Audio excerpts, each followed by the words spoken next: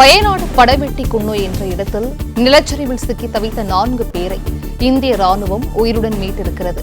கூடுதல் விவரங்களை செய்தியாளர் சரவணன் வழங்க கேட்கலாம். சரவணன், வணக்கம். 4 நாட்களுக்கு பிறகு 4 பேர் உயிருடன் மீட்கப்பட்டிருக்கிறார்கள். இது குறித்தான முழு விவரங்கள் சரவணன். வயநாட்டில் நிலச்சரிவு ஏற்பட்ட பகுதியில் இந்திய ராணுவம் உட்பட முப்படைகளும் தேசிய பேரிடர் மீட்பு குழு உள்ளிட்ட பல்வேறு மீட்பு குழுவினரும் தொடர்ந்து மீட்பு பணியில் ஈடுபட்டிருக்கிறார்கள். இதுல முண்டக்கை பகுதி மட்டுமே மீட்பு உபகரணங்கள் எல்லாம் கொண்டு செல்ல முடியாத நிலை இருந்தது.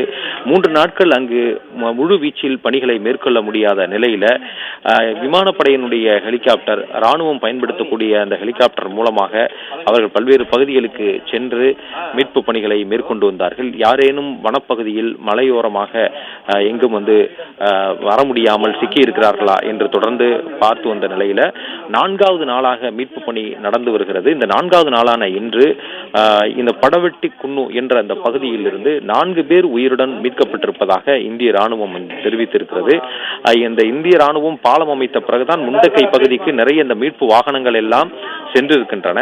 இந்த நிலையில் அங்கு முழு வீச்சில் மீட்பு பணி நடைபெற்று வருகிறது. முண்டக்கையை சுற்றி இருக்கக்கூடிய சிறு சிறு மலை கிராமங்கள் இருக்கிறது. தேயிலை தோட்டங்களில் பணிபுரிந்து வரக்கூடியவர்களுடைய குடியிருப்புகள் எல்லாம் அங்குதான் இருந்தது. அவை அனைத்தும் நிலச்சரிவில் அடித்துச் செல்லப்பட்டதாக கூறப்படும் நிலையில் அந்த பகுதியில் வெள்ள நீர் ஏறிய பொழுதே வீட்டில் இருந்து வெளியேறியவர்கள் ஆங்காங்கே மலைப்பகுதியிலே இருந்ததாகவும் அவர்களை மீட்டு வந்ததாகவும் முதல் நாளிலிருந்து ராணுவம் அந்த பகுதிக்கு சென்ற பொழுது அந்த மீட்பு நடவடிக்கைகளை மேற்கொண்டதாக தெரிவித்தனர்.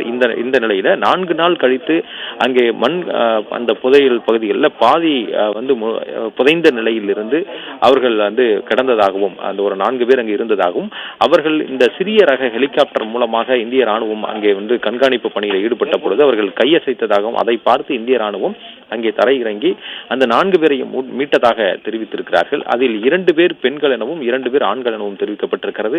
அதில் அவர்கள் நடக்க முடியாத அளவிற்கு, அங்கிருந்து அவர்கள் மீண்டு வர முடியாத அளவிற்கு அந்த பகுதியிலே அவர்கள் சிக்கி இருந்தார்கள் என்றும், அதில் பெண் ஒருவருக்கு ஒரு காலில் முழுவதுமாக காயம் ஏற்பட்டிருந்தது என்றும் தெரிவித்திருக்கிறார்கள்.